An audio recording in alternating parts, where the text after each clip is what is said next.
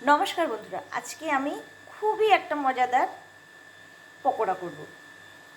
ছোলার ডাল ভিজিয়ে নিয়েছি, মিক্সি করে নেব। কাঁচা লঙ্কা, এটা হচ্ছে কি, এটা থানকুনি পাতা। এই থানকুনি পাতা দিয়ে ডাল দিয়ে খুব সুন্দর একটা পকোড়া হবে। আমি পাতাটাকে খুব সুন্দর করে ধুয়ে নিয়েছি বন্ধুরা। এবার মিক্সি করে নেব, হালকাভাবে মিক্সি করে নেব।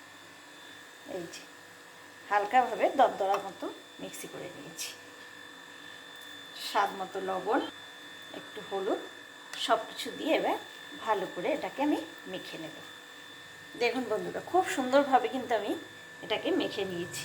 এবার আমি বড়া করে দেবো। তেল গরম হয়ে গেছে, এবার আমি বড়াগুলো ভেজে দেবো। খেতে কিন্তু বন্ধুরা খুবই টেস্টি হবে। আর তারপর থানকুনি পাতা তো খুবই উপকারী আমাদের জন্য। বাচ্চারা কিন্তু সহজে খেতে চায় না, তাই না? বাচ্চাদের কী করে খাওয়াবো? এই হচ্ছে পকোড়া। পকোড়া খেলেই ওরা গিয়ে বুঝতে পারবে বাড়ির মধ্যে কি আছে। আমার মেয়ে তো থানকুনি পাতা খাবেই না, বেটে দিলে ও খাবো না।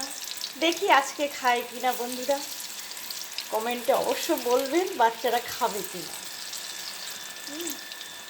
এ পিঠ হয়ে গেছে, এবার উল্টে দেবো। দেখতেও কিন্তু খুব সুন্দর হচ্ছে না বন্ধুরা?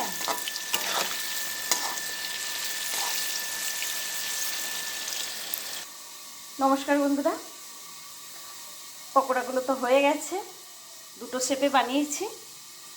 দেখা যাক মেয়ে কোনটা ভালোবাসে। কিন্তু খেতে কিন্তু খুবই দুর্দান্ত হয়েছে, একদম নরম। হ্যাঁ, আর খেতেও খুব সুন্দর একটা সুস্বাদু হয়েছে, হেলদি। আপনারা কমেন্ট করবেন, সাবস্ক্রাইব করবেন, আমার পাশে থাকবেন নতুন নতুন বন্ধুরা। Thank you.